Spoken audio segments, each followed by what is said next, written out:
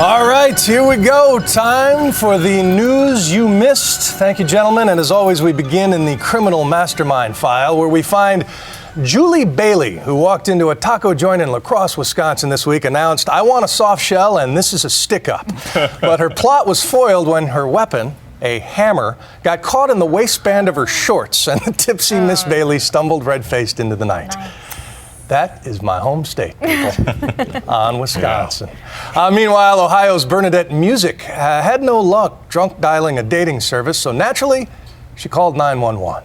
I'm having a hard time getting, a hold of Dateline and stuff. Everybody wants to put me around. My name's Bernadette Music. And I look healthy. I'm 5'1", okay? I weigh 120. Wow, that's better than what I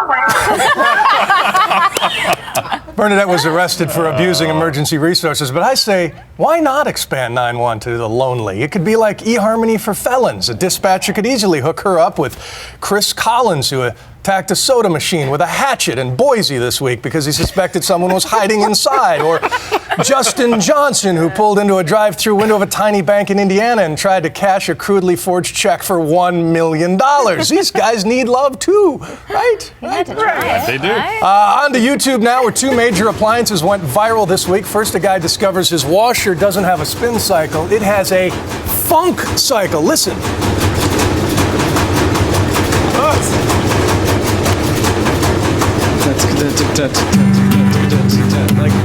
I like that.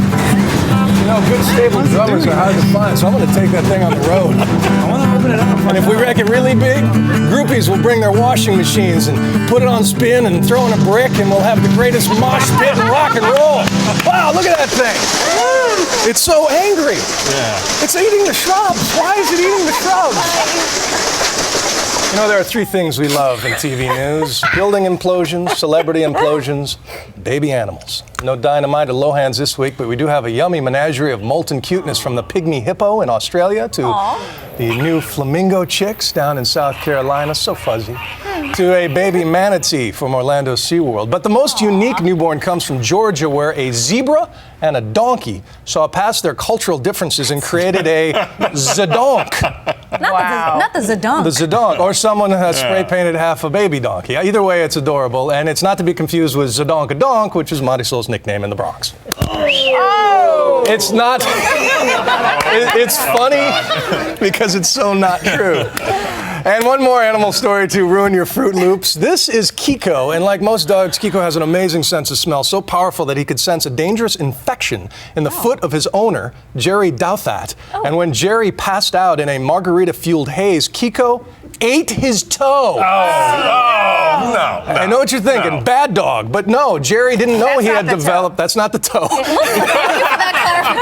But Jerry didn't know he developed type 2 diabetes, and by sending him to the hospital with a gnawed foot, Kiko actually saved his life. Yeah, the dog knew that. See? Yeah, like this Lassie. is one more reason dogs are so superior, because a cat is not coming near me when I'm infected and full of tequila, I think.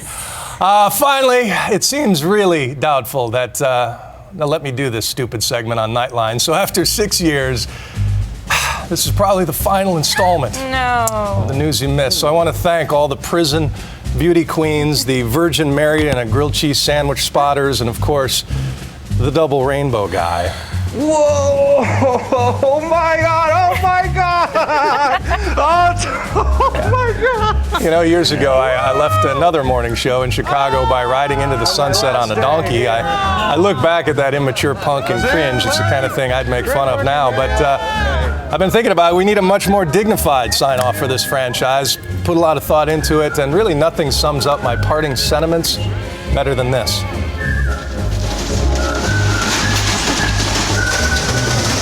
Eat those shrubs. Eat those shrubs. And that, ladies and gentlemen, is the news you missed.